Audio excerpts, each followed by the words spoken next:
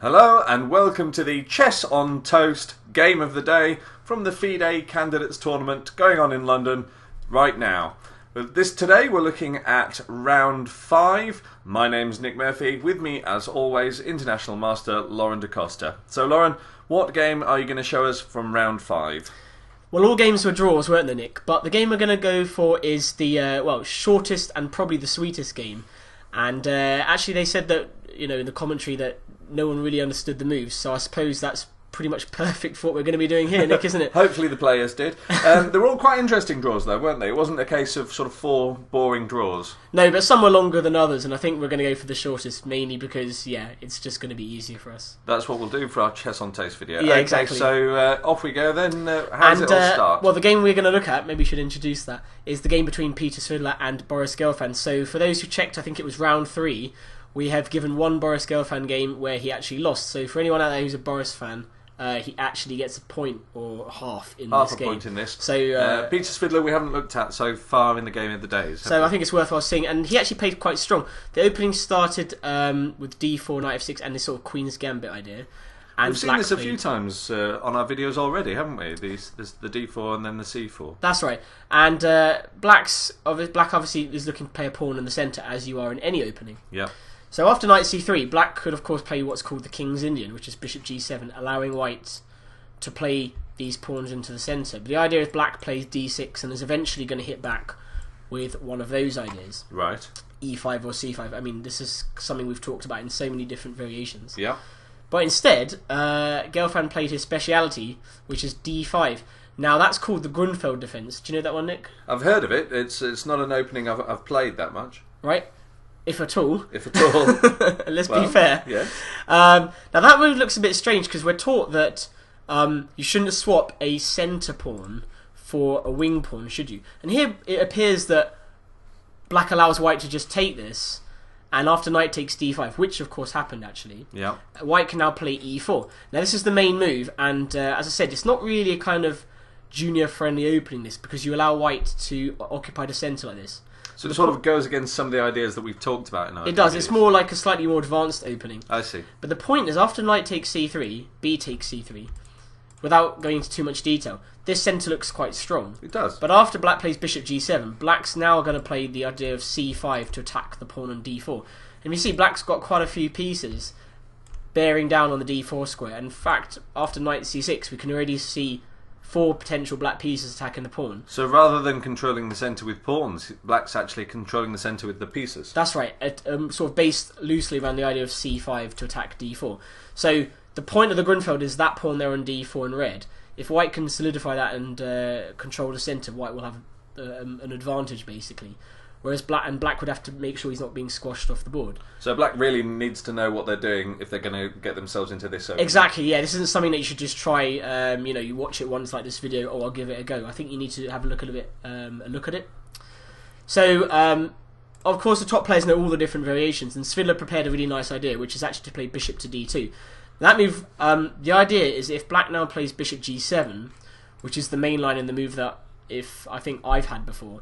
After e4, the idea is to meet knight takes c3 with bishop takes c3 and trying to kind of counter Black's diagonal like this.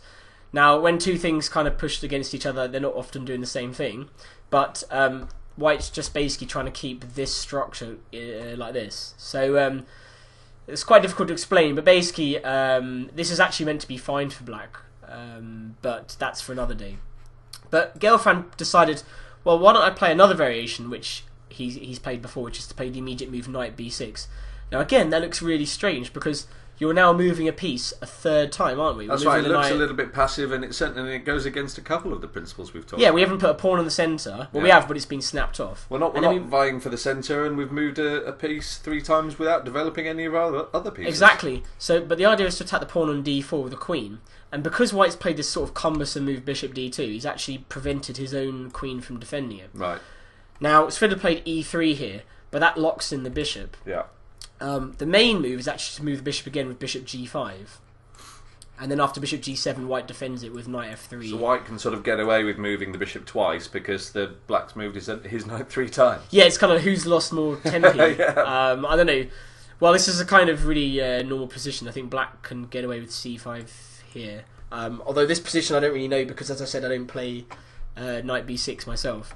So this is all could have been possible. But after e3, Svidler had a really cunning idea up his sleeve, which is after bishop g7. We've always talked about in any opening, you've got to watch out for those pawn breaks. Yeah. Now c5 isn't really on, I think, because probably white can just snap that off and attack the knight on b6. But probably e5 is on, and Svidler played a really kind of original move, which was to play f4. Now at first sight it looks like a kind of weird stone wall. For anyone who doesn't know what a stone wall is, it's the kind of, you put pawns on all these squares and it's trying to be like a wall, isn't it? Like a stone wall to block your opponent's pieces from doing anything. But here we have a knight instead, and it looks a bit strange. But over the next couple of moves, black plays kind of natural moves, and before he knows it, he's under a lot of attack. So let's have a look what happened. So castles, of course, a main favourite of us at Chess on Toast. Got to get the king castled. We like to get that king to safety. Knight f3 and bishop g4. So if you've got less space, basically what you should try and do is swap off pieces. So that's why bishop g4. So h3. And of course Boris would have seen that and knows that he can't go bishop h5 because you'd trap the bishop with g4. Yeah, so, and because of the fianchetto there's no retreat square to g6, is there? No. So after h3 he was happy to give up the bishop. Of course white took with the queen. The queen now threatening to attack the pawn on b7. So Gelfand played c6 to defend it. He could have gone knight c6, but maybe he then thought, well, how am I going to get any play since I can't go c5 now and I've been stopped from e5 due to these pawns here. And also, if he now moves that knight, the pawn's being attacked again.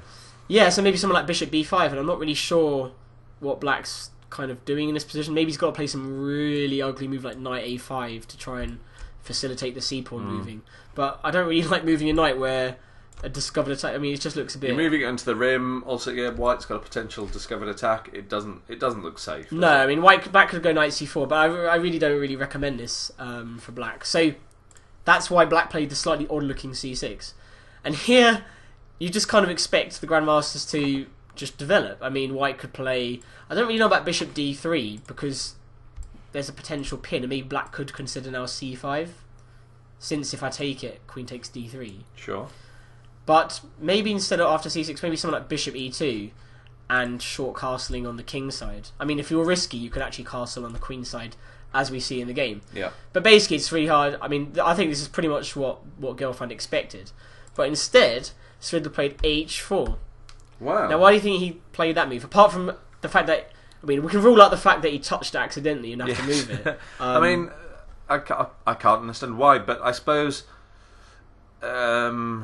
he's potentially threatening to attack the black king's position, possibly by advancing that pawn on the h. Do you think that's just completely reckless to try and do this? It's not reckless, is it? Because you haven't castled, so you've still got the rook on the h file. Well, hang on. You just said it's not reckless. You've got the king uncastled. Surely white should castle. Isn't that what we teach? I mean, it is what I'm trying to sort of justify it, I suppose. I mean, I'm guessing Svidler knows more about what he's doing than I do. Yeah. Well, I'll tell you why he thinks he can get away with this h5 push. And the basic idea is that he thinks he can get away with it because black does not have a knight on f6. If that black knight on b6 was on f6 over here, I don't think white would have really considered... Well, he considered it for a split second and probably thought, no. Well, my chances of getting mate on the king side down the h file isn't really going to happen. Right. Just like this. But with a knight all the way on b6, yes, it looks quite good there, but is it really going anywhere? So and black's a bit short of defenders on the king side. That's right, and you could easily... if that pawn made its way to h5, and let's say the pawn on g took it, then you'd have that battery of the queen and the rook right down the h file, and it would look terrible. That's right. Do you think black can get away with h5 here to try and... Which wasn't played, by the way. No, I mean, you could do, but it's weakening the black's king's position then, isn't it? Well, why do you think white could smash that open? Well, you'd have to do something like the pawn to g4. The battering ram, g4, excellent. I think g4 is a very strong move here. And, again, black has no protection on there, so he would have to take... As you say, if he'd have had that knight on f6, he'd be fine. But well, I think right now black's in big trouble here because how does he stop h5 and just smashing open? Yes, black can go queen d7 and try and swap queens. Are we going to swap queens? No, we don't want to swap queens. No, we just move our queen somewhere like, for example, here. This is an incredibly strong idea to go h5, and white is of course only one move away from castling. And h5 with bishop d3 attacking all the way towards this weak g6 pawn. Yeah. Black could pretty much consider resigning very, very soon here. I mean, I really can't see what Black can do. Knight on b8, completely out of the game. So h5 wasn't really a good try, and of course Svidler would have seen it. So after knight d7, sensibly developing and trying to quickly get the knight here, Svidler wasted no time in attacking, so h5.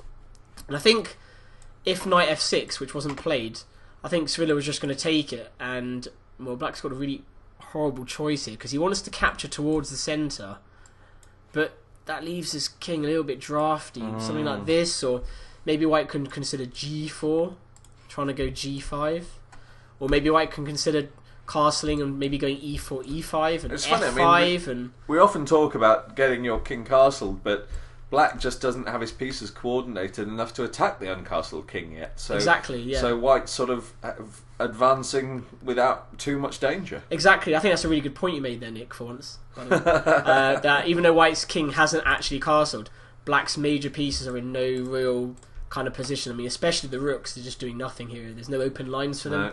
And the queen is only kind of biting on granite, we say, towards the pawn on d4 here. So White's just getting a free attack. I mean, I think maybe the best move...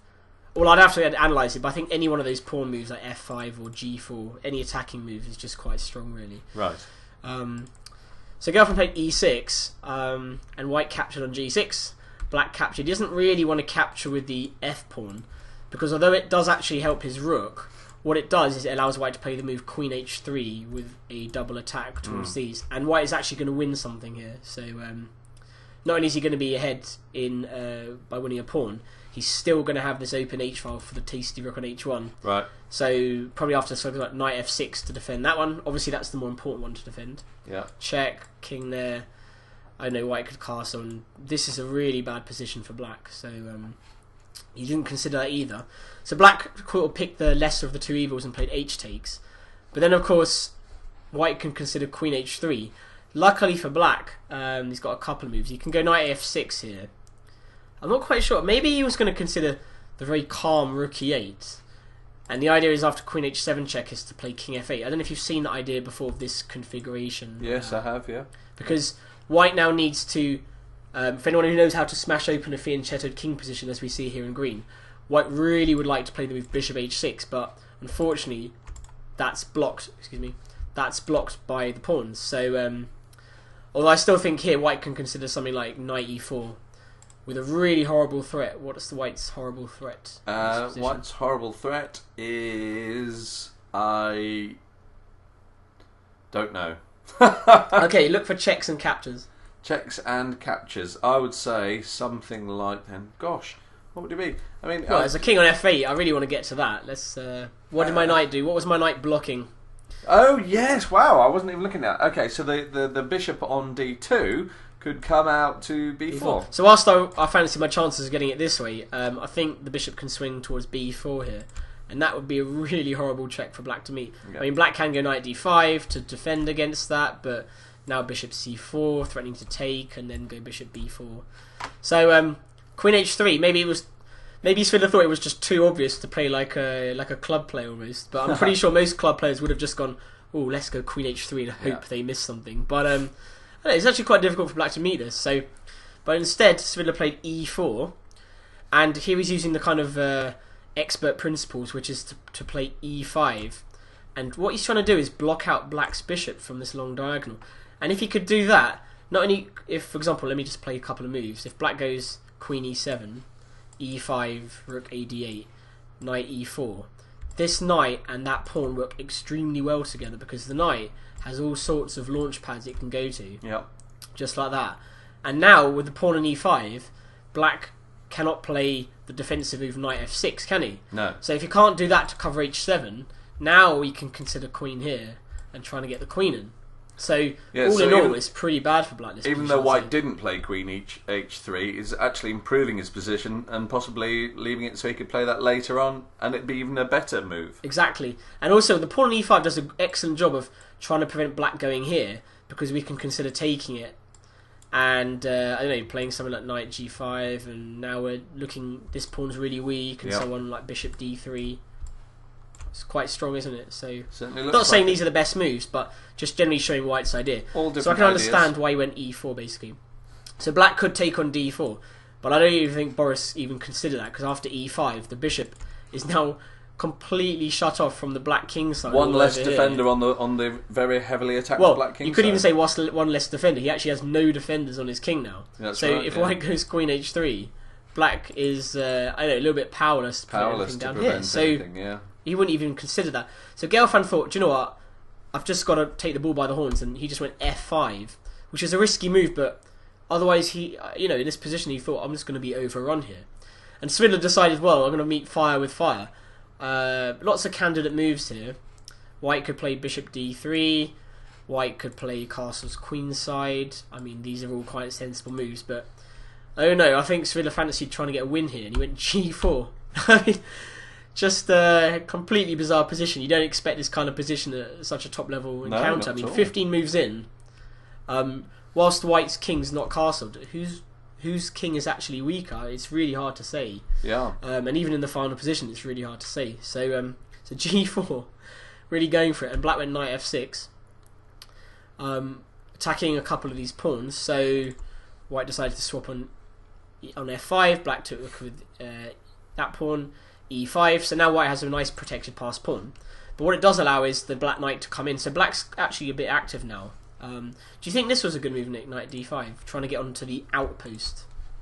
Do you think it's a sensible move? It doesn't look bad. I mean, the only thing is that obviously White can swap the knight off, and then the other knight can come in. So I just think the problem is you're going to pin it with. You can pin it with the bishop, something like that. So well, are you sure? No, I'd swap off knights first and then pin it.